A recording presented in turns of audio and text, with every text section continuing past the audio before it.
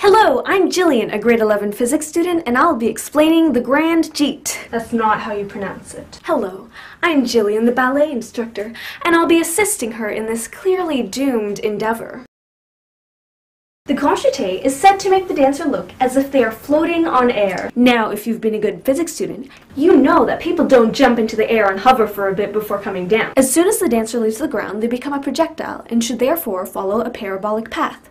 So why does it look like they're floating? I don't know, but maybe we should find that out. And maybe we should start by saying that the grand Jeté consists of 4 major phases: the preparation, the takeoff, the flight, and the landing. This is the stage when the dancer needs to gain horizontal velocity to prepare for the takeoff. Friction is important because if there isn't enough, the dancer might slip or not be able to reach the initial velocity required for the jump. This is why dance studios have a vinyl flooring. But going back to the jump, the dancer will run, do a little hop, and then... Now, as you may have guessed from the title, the dancer takes off by exerting a force through the takeoff leg. The velocity at which the dancer leaves the ground depends on how fast they were running. In one analysis, dancers were asked to perform a grand Jeté, and the dancer with the best jump had a takeoff velocity of 2.57 meters per second. Now, the takeoff angle matters. Yeah, it matters. The optimal takeoff angle for a grand Jeté is between 28 and 30 degrees.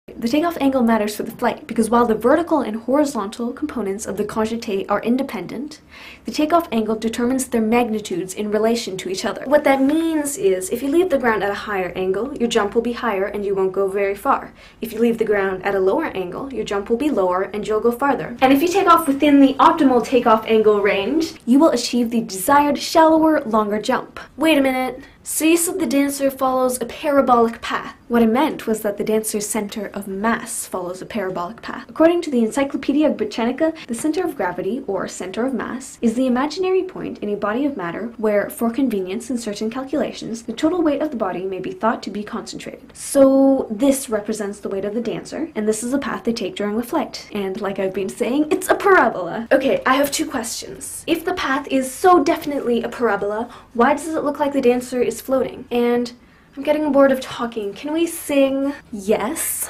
Because the dancer's limbs will move, their center of mass changes too.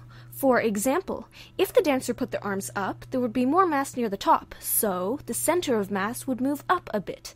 Likewise, if they put their arms down, there would be more mass near the bottom, so the center of mass would move down a bit. You're not singing. So like I've been saying, the dancer's center of mass follows a parabolic path, and by raising their extremities, the center of mass goes up, and we think they are moving in a straight line in the air.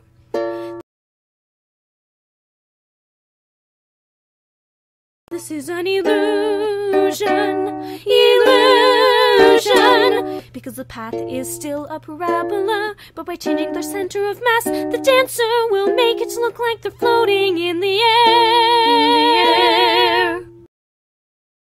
Now the dancer lands on the foot of the leg that is stretched forward. In the example I used previously, from the analysis, the dancer's jump had a horizontal displacement of 1.27 meters, and they were in the air for 0.44 seconds. You know, I could probably do a grand Jeté now. It's literally all about the physics. Wow. Yep, that is what I'm about to do. God. You didn't extend your legs. Apparently, it requires athleticism and artistry. Whatever.